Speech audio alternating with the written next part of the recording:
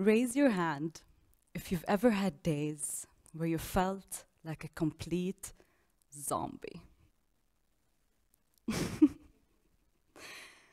For years, I've been on a journey of discovery, but not one of external exploration, rather an internal curiosity towards what drives my day-to-day robotic, hypnotic behavior, and how much could I really trust and influence my mind.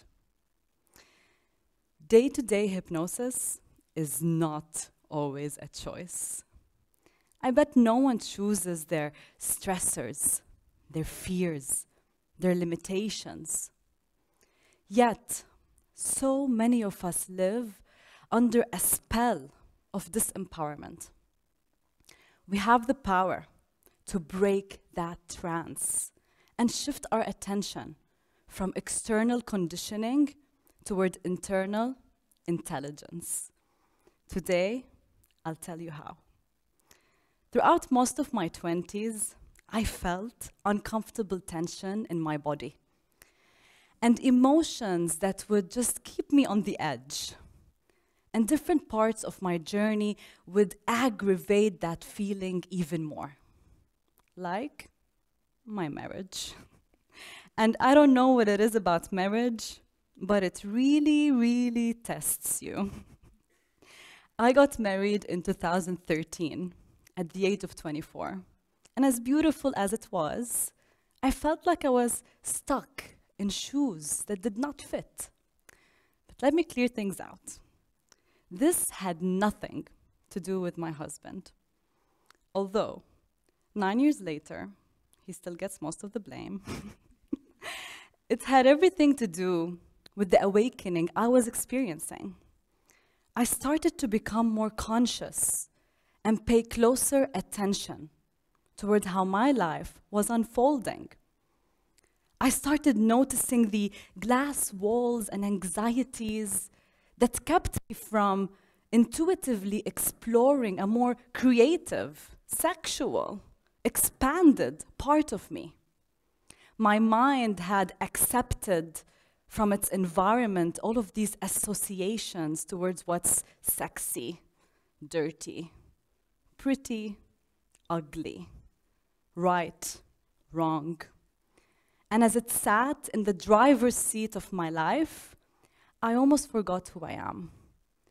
As a wife, as a woman, and as my own person.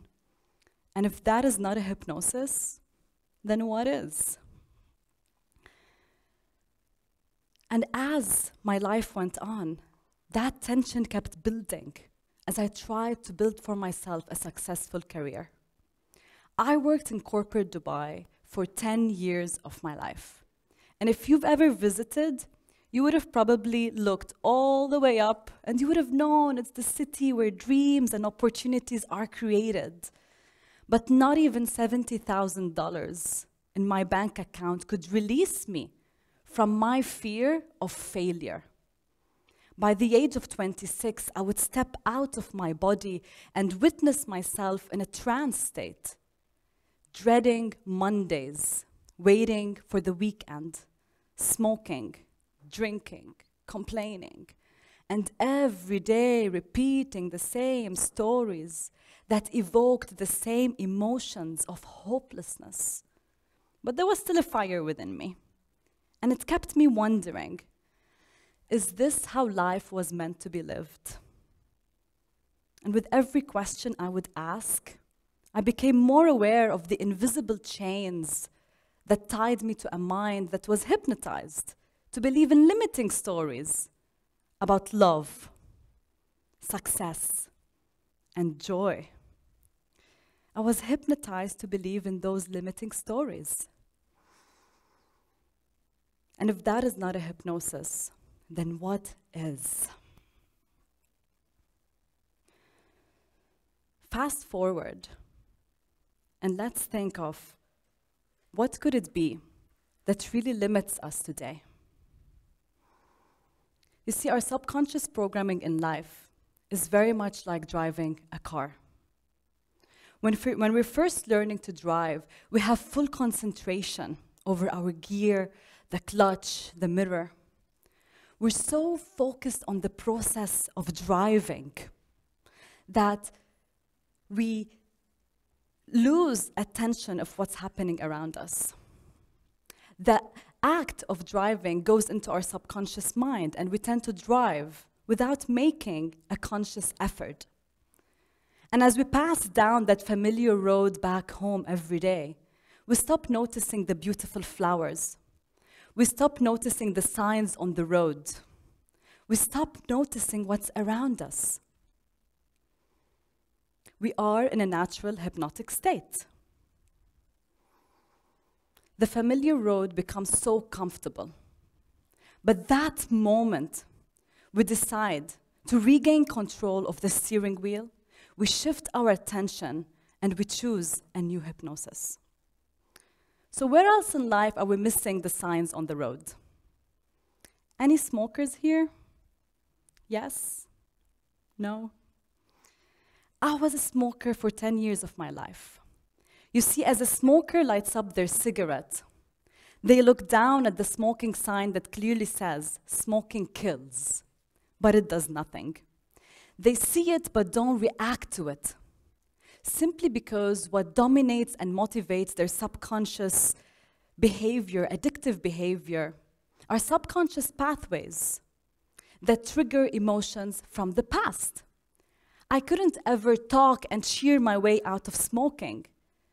I had to use hypnotic journeys where the mind becomes open to learning and change. One study actually shows that the effectiveness of hypnosis on quitting smoking is 5 times more than willpower alone.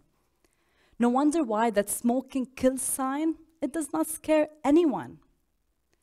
And so as I got more and more curious and gained a bigger understanding of who was driving this car, I became mesmerized by the power of the mind. And I learned all about hypnosis. Hypnos is the Greek god of sleep. And hypnosis is a natural state we all experience at least 2 to 3 times a day. Like that moment in bed at night where the mind drifts off between worlds of wakefulness and sleep and becomes open to learning and change. The mind loves repeating the familiar past, no matter how harmful. But in that hypnotic window, we get an opportunity to remove our focus from day-to-day stressors that keep us in a fight, flight, freeze mode, and instead shift our attention to the bigger picture. With that wider lens, we can reorganize our mental garden, clear out the trash, and plant new subconscious seeds that reinforce our true ability to live fearlessly. The use of such hypnotic states have been part of perhaps every culture throughout time. Some of the earliest records come from over 5,000 years ago, back to Egypt's Old Kingdom and ancient Greece, where ailing individuals would visit sacred centers called sleep temples for healing. But fast forward to today, and in a more modern sense, the same wisdom is still available to us, but has evolved. And it has evolved to address current stressors, current fears, and current needs. My meditation mat at home became my plug into a new reality. I learned to reprogram my mind into a body I love and connect to, into a career I passionately enjoy, and into believing that stress is not the way of life. And today, I work with people who are also ready to wake up. And I'd like to gift you a new pair of glasses, one which you could use to see life with a new story. And it's simple. Practice internal awareness. And let's start with awareness. I invite you to write down your autobiography and witness your existing story, the one you keep telling yourself of who you are and who you're not. Notice your default habits, your default behaviors, and the masks in which you choose to see life. With awareness, change is possible. And second, travel internally. Create your own sacred space and rituals where nothing and no one on the outside can steal your attention away from you. And in that space, envision your future story. Write it down. As wild and creative as you would like it to be. Connect to it, feel it, and let it be your guide to your day-to-day behavior and actions. And lastly, practice. You will start noticing yourself in that zombie state, and when you do, catch it. Catch a conditioned word, a conditioned belief or thought, and cut right through it. Retire that old personality. This is no longer who I am. You don't need to accept it just because it's familiar. And the more you focus on the future story, who I want to become, this is me, you create new neural pathways in the brain that pave the way to a new destiny. And let's do this simple exercise together, just to release what's not serving us. So I'd ask you to sit up straight and bring both feet down towards the floor. And I'm going to ask you to bring one arm and stretch it up as much as possible for you, and bring that palm into a fist. Very good. And close your eyes. And as you close your eyes, I'd like you to tune in and become aware of one limiting belief or a stressor that you currently have in your life. And it might sound like this: I'm not good enough. This is not possible. I don't have the courage. Why am I stressed? All of these negative beliefs that you might have about yourselves. Pick one. And when you get it, I want you to start building that energy up in your body. Build up that limiting belief. And as I count down from 5 to 0, you're going to start moving that energy from the body into the arm.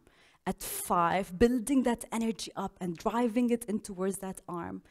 At 4, really moving it all the way into that arm. At 3, that arm becomes strong like steel as you squeeze that energy in towards that arm.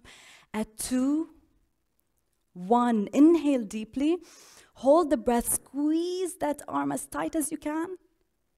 And as you exhale through the mouth, let it go, shake that arm, release it fully and completely, and really take a moment to shake it. Keep your eyes closed. Let that go. Let that conditioning that's not serving you go. And bring your attention. You can relax your arm and bring your attention towards your heart. You can even bring the palms towards the heart if that feels right for you. And take a moment to visualize and bring an intention for what experiences would you like to invite instead?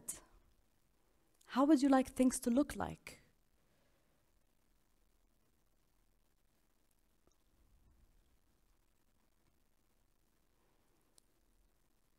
Believe in that vision, because that's what drives your life. And as you come back and gently open the eyes, we are all just one organism. But the mind, with its stories, it tends to separate us. The more we ignore who we are beneath the masks that we keep on wearing, the higher the voice of our true selves gets. Don't wait for it to knock you off of your feet. Shift your attention now. Shift your attention and choose a new hypnosis. Thank you.